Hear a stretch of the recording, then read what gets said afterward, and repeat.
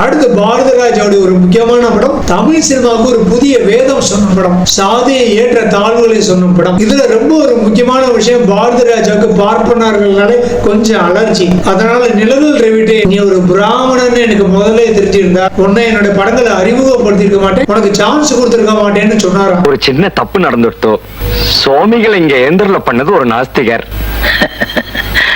கரிஷியன்னு சொல்லுவா. ஜலம் எப்படி எல்லாருக்கும் பொதுவோ அது போல மனுஷாலும் பொதுதான். நாங்க 10 பேர் தூக்கிட்டு வந்தோம், தோளெல்லாம் வலிச்சது. ஆனா அவ 6 பேர் வேகமா தூக்கிட்டு வந்துட்டா. அது எப்படின்னு புரியல சுவாமி. எதுக்காக நம்ம இங்க அழைச்சே? ஆச்சாரியால் திருவடி எங்க பூமியில படணும், அதனால எங்களுக்கு எல்லா பலனும் கிடைக்கணும். அதான் பலனை எதிர்பார்த்து எம்ம அழைச்சே. அதனாலதான் நாம சுமையா தெரிஞ்சோம். அவ பலனை எதிர்பார்க்கல, அதனால அவளுக்கு சுமை தெரியல.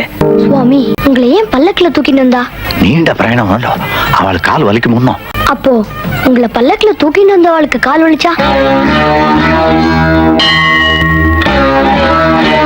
தன்னுடைய ஜாதி மக்களுடைய இனவெறிய தான் எதிர்க்கும் பிராமண இன சின்ன பையனை வச்சு தன்னுடைய இன மக்களுக்கு பாலு தேவர்ங்கிற சத்யராஜ் மூலமா அவருடைய மரணத்தின் மூலமா தன்னுடைய இன மக்களுக்கு பாடம் நடத்தியிருப்பார் பாரதிராஜா.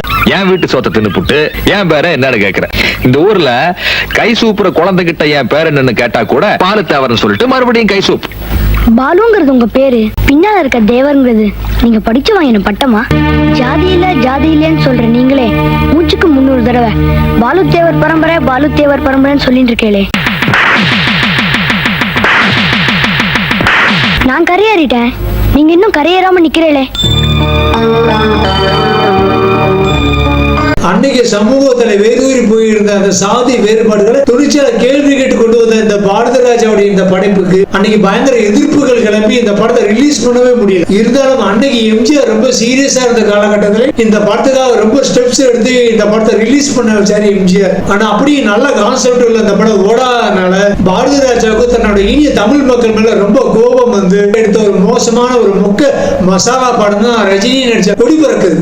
அந்த படத்தை எடுத்து தமிழக ஜனங்கள் அந்த படத்தை பார்க்க வச்சு தமிழக மக்களை டார்ச்சர் பண்ணி தன்னோட பழிவாங்கிற வெறியை தீர்த்துக்கிட்டாரு பாரதிராஜா. இது நான் சும்மா ஜாலிக்காக தான் சீரியஸா இருக்க வேண்டாம்.